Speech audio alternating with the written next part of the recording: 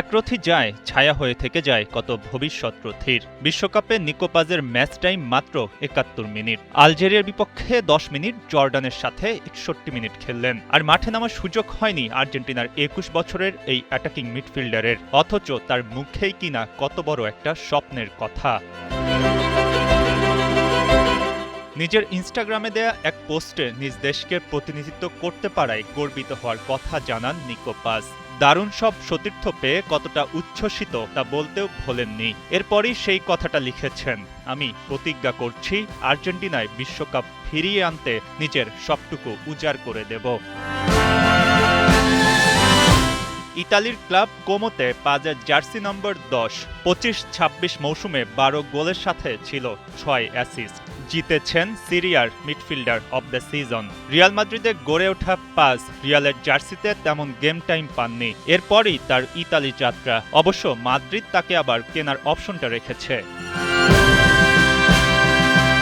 আর্জেন্টিনার ভবিষ্যৎ তারকা হিসেবে নিকো পাজের নামটা অনেকে উচ্চারণ করেন। এই তরুণের প্রতি যে সমর্থকরা আশা রাখেন তা নানাভাবে তাদের কথায় ফুটে ওঠে। চোখ জুড়ানো ড্রিবলিং আর ক্রিয়েটিভিটি পাজের খেলায়। অনেকে তাকে বলেন মেসির উত্তরসূরি।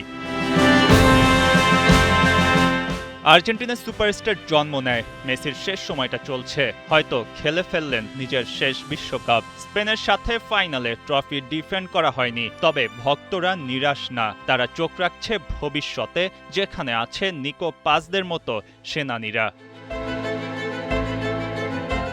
মাঝমাঠ থেকে বল টেনে প্রতিপক্ষের লাইন ভাঙা, প্রোগ্রেসিভভাবে বল ক্যারি করা, শুধু বিল্ড আপ বা গেম কন্ট্রোলই না, অপোজিশনের ফাইনাল থার্ডে নিকো পাজ দারুণ কার্যকরী।